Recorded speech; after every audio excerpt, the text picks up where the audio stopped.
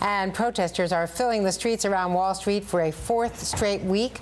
Similar demonstrations are now erupting nationwide. It comes 2 years after the Tea Party sprang to life to reshape the political map. And both movements are challenging accepted wisdom about the economy and the role of government. But candidate Michelle Bachmann does not see the similarity. I ran across two of the protests, one in Washington, D.C. and one in Boston.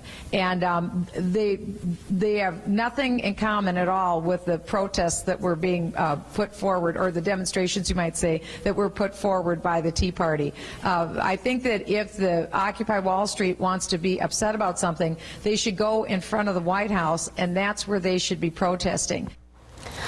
Charles Blow is a columnist at the New York Times and joins us now from New York. Charles, thanks so much for joining us today. Absolutely. First off, I wanted to play a little bit of Mitt Romney just today speaking to the Occupy Wall Street protests. This was Romney in Milford, New Hampshire. I think the idea of dividing our nation at a time of crisis is the wrong way to go. All the streets are connected. Wall Street's connected to Main Street. And so finding a scapegoat, finding someone to blame, in my opinion, isn't the right way to go. I guess, Charles, first of all, are the Republicans as well as the White House having a difficult time trying to figure out how to deal with this protest? Everyone is having a difficult time trying to figure out how to deal with this, because Occupy Wall Street kind of exists outside the framework of politics at this point. And, you know, no one knows if anyone will be able to, or, you know, the left seems to want to harness that energy. Energy is a precious commodity in a campaign season, but no one knows that the left will be able to harness it, and the right is kind of preemptively trying to knock it down, hoping that if they do kind of co-opt the energy of Occupy Wall Street, that they will have injured it in some way.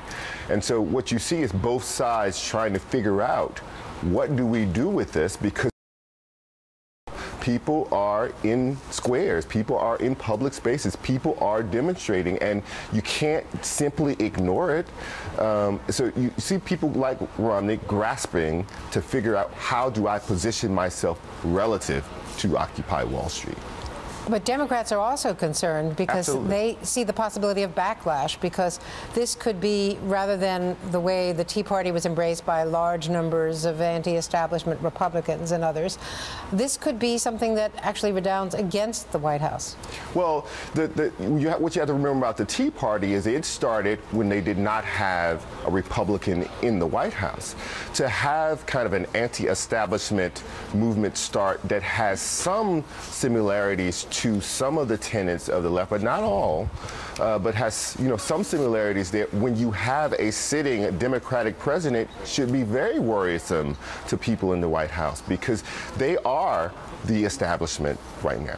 President Barack Obama represents the establishment. A lot of what Occupy Wall Street and the occupations of other areas in this country are talking about is bailing out businesses that were too big to fail, and whether or not that was legal and right to do. Well, Obama was part of that bailing out. He supports that idea. His administration kind of functioned within that construct. And, you know, Barack Obama and his campaign basically said they want to raise $1 billion. Well, where's that money coming from? It's not coming from the people who are outside sleeping under tarps. Manhattan, money like that comes from people in those towers around that occupation. So there is a natural tension between any establishment, but in this case, definitely the Democratic establishment, because they're in the White House. Exactly. Charles Blow, thank you very much. Thanks for joining us today.